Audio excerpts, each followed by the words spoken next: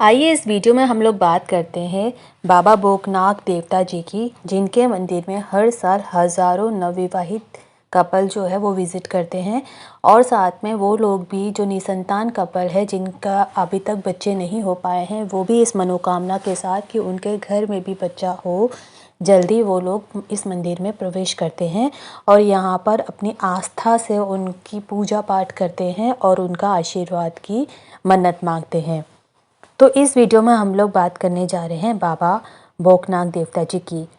ऐसा माना जाता है कि भगवान नारायण और भगवान श्री कृष्ण के दिव्य सानिध्य से एक बहुत ही मूल्यवान मणि बाबा भोगनाथ, या फिर जिन्हें बाबा भोगनाग भी कहा जाता है, उनकी सृष्टि का कारण बना। बाबा भोगनाथ के लिए समर्पित जो मंदिर है वो रावणी घाटी का सबसे ऊंचा शिखर, जिसे भोगदाडा कहा जाता है, वहाँ पर स्थित है। इस पवित्र स्थान को भोगनाग टिब्बा तीर्थ धाम भी कहा जाता है और यहाँ हर 3 वर्ष में एक मेला होता है।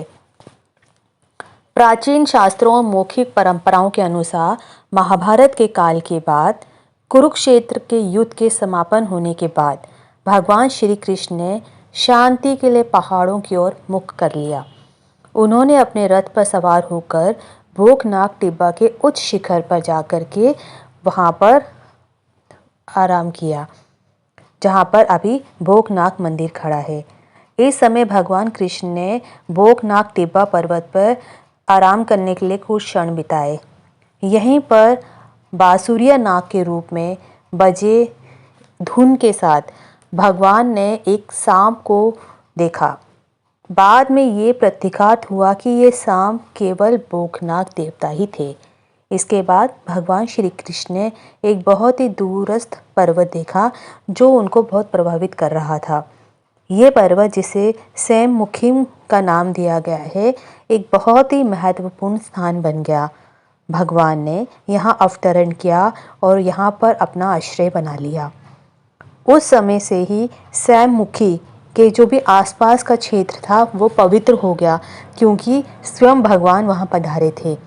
इस पर्वत पर नागराज सैम मुखी निवास करते हैं, जहाँ वार्षिक मेला, जिसे कि बाबा भोगनाग टिब्बा मेला भी कहा जाता है, ये मेला हर साल सैम मुखिम और भोगनाग टिब्बा के बीच होता है।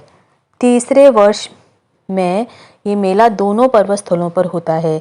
हजारों पर्यटक इन पवित्र स्थानों को आशीर्वाद प्राप्त करने के लिए आते हैं और भोगदाडा तीर्थ से उन्हें यमुना और गंगा नदियों के दर्शन भी मिलते हैं।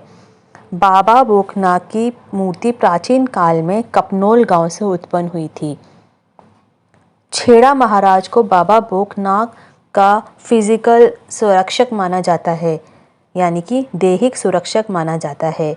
बाबा भोगनाथ का वार्षिक मेला विभिन्न गांवों में मनाया जाता है, जैसे कि बादकोट पट्टी, मुंगर सती पट्टी शामिल है।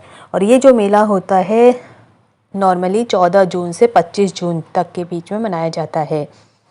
बाबा भोगनाथ के 4 निवास हैं: कपनोल गांव, भाटिया गांव, कंसेरू गांव और नंद गांव। हर एक गांव में बाबा का वार्षिक निवास एक सवारी में होता है। भाटिया गांव में बाबा भोगनाथ के पुजारियों को दिमारी जाति से माना जाता है और उन्हें पूजा का पूरा अधिकार मिलता है। इसके अलावा बाबा भोगनाथ ने भटिया कंसेरू समुदाय से बजीर और काफोनोल गांव के राजपूत समुदाय से बुटोला रावत को पनवार चौहान काफोला बंधु के रूप में नियुक्त किया है। ये पवित्र स्थान सांस्कृतिक और धार्मिक महत्वपूर्ण रखता है और वार्षिक मेलों के दौरान विभिन्न क्षेत्रों से बहुत सी संख्या में भक्त यहाँ आते हैं और भक्तों को यह आकर्षित करता है। इस स्थान की बहुत ज़्यादा धार्मिक महत्ता है, बहुत से लोग इसमें आस्था रखते हैं और बहुत से भक्तों की मान्यता है कि जब उन्होंने यहाँ पर आशीर्वाद लिया तो उनके घर में भी संतान प्राप्ति हुई। और साथ में जो नवविवाहित दंपति होते हैं वो भी यहाँ पर आकर के आशीर्वाद लेते हैं, ताकि उनका आने वाला समय सुख शांति में गुजरे। उम्मीद करते हैं वीडियो इन्फॉर्मेटिव लगी होगी। Thanks for watching.